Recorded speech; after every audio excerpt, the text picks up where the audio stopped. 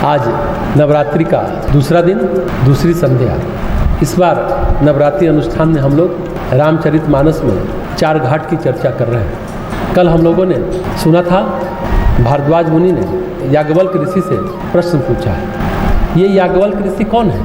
याज्ञवल्क्य ऋषि की चर्चा कई स्तरों पर कई ढंग से आती है। याज्ञवल्क्य की चर्चा वेदों में है, उपनिषदों में है। याज्ञवल्क्य महाराज जनक के गुरु के रूप में भी जाने जाते हैं। हालांकि महाराज जनक के कुलगुरु ऋषि गौतम थे। ऋषि गौतम ने जब अपनी पत्नी अहिल्या को श्राप दिया, उसके बाद वे दुखी होकर पृथ्वीलोक से चले गए। वैसे तो कुलगुरु गौतम थे, इंद्र के छल के कारण और गौतम ऋषि के शाप के कारण अहिल्या प्रस्तर मूर्ति बन गई, तो गौतम चले गए दुखी होकर ऋषि लोक। उनके पुत्र थे ऋषि सतानंद महाराज, राजा जनक के कुलगुरु बने। भगवान श्री राम और सीता का विवाह हुआ, वो सतानंद जी ने कराया था। राजा जनक के 2 गुरु, और जनक राजा होने के साथ साथ योगी भी थे। जनक राजा होने के साथ साथ ज्ञानी भी थे। याज्ञवल्क्य ऋषि योग के गुरु के रूप में थे, दूसरे ज्ञान के गुरु थे अष्टावक्र। अष्टावक्र जनक संवाद बहुत प्रसिद्ध संवाद है। अष्टावक्र गीता, ऋषि अष्टावक्र और राजा जनक संवाद के रूप में। अष्टावक्र को जनक का गुरु माना जाता है ज्ञान का, और याज्ञवल्क्य ऋषि परम योगी और परम ज्ञानी थे। गार्गी याज्ञवल्क्य संवाद जो बृहदारण्यक उपनिषद में, जब ज्ञान सभा बैठी और ज्ञान सभा में प्रश्न उत्तर हुआ, राजा जनक ने आत्म तत्व का प्रश्न पूछा और कहा जो इसका उत्तर दे वे गाय ले जाए। कोई उठा नहीं, कोई बोला नहीं, तो याज्ञवल्क्य उठे और बोले चलो मैं ही ये गाय खुलवा लेता हूँ। ज्ञान सभा में जो ये प्रश्न का उत्तर देगा वो यह गाय ले जाएगा। उस काल में गोधन, गजधन, बाजधन और रतन धन खान कहा जाता था। ये सभी धन के रूप में प्रचलित थे।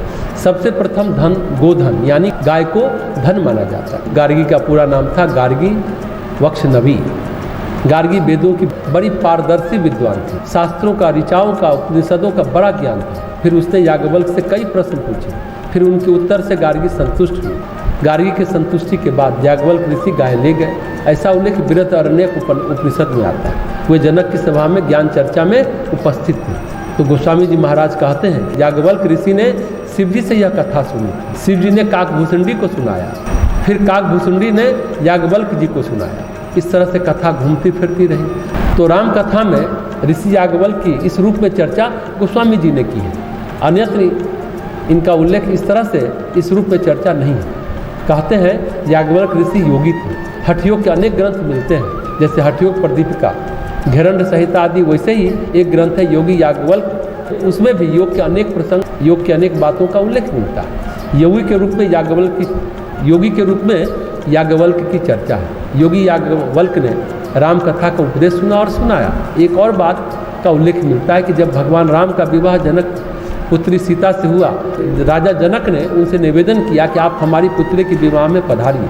तो याज्ञवल्क्य ने कहा कि महाराज हम कर्मकांड के पंडित तो हैं नहीं, हमको तो कर्मकांड आता नहीं, हम तो योगाभ्यास करते हैं। योग की कोई गूढ़ बात, सूक्ष्म बात हो तो बता सकते हैं। फिर राजा जनक बोले आप इतने महान योगी हैं, आपकी उपस्थिति ही हमारे लिए आशीर्वाद है। आपको तो योग का सम्यक ज्ञान है, सम्यक दृष्टि है, आपने योग का परम बोध पाया है। आपकी उपस्थिति मात्र हमें आशीर्वाद से अभिभूत कर देगा। तो ये राम कथा याज्ञवल्क्य भारद्वाज को कहते हैं, और भारद्वाज जी का उल्लेख ऐसे भी मिलता है। जब राम बन गए हैं तो भारद्वाज जी से मिले हैं, भारद्वाज जी भरत से भी मिले हैं, यह उल्लेख भी मिलता है। इसमें प्रश्न ये है कि कथा कब कही गई? कभी भी हो सकती है, बाद में भी हो सकती है और पहले भी हो सकती है, क्योंकि राम कथा हरि अनंत, हरि कथा अनंत है। राम कथा अनंत है और कल्प भेद के कारण राम हर युग में हुए, इसलिए यह कभी भी हो सकता है। इसलिए इसका काल निर्धारण नहीं किया जा सकता। तो याज्ञवल्क्य और भारद्वाज जी का संवाद उसे तुलसीदास जी महाराज मनोहर घाट की संज्ञा देते हैं। तो दोनों ऋषि के व्यक्तित्व का विश्लेषण किया जाए, उनकी राम भक्ति का विश्लेषण किया जाए, तो जो 4 घाट है, कर्म का घाट है, ज्ञान का घाट है, भक्ति का घाट है और एक योग का घाट है। तो याज्ञवल्क्य और भारद्वाज संवाद राम कथा के माध्यम से योग का घाट है। इन सभी घाटों का मर्म बस इतना ही है कि भक्ति के माध्यम से भी पार जाया जा सकता है और ज्ञान के माध्यम से भी जाया जा सकता है, कर्म के माध्यम से भी जाया जा सकता है और योग के माध्यम से भी पार जाया जा सकता है।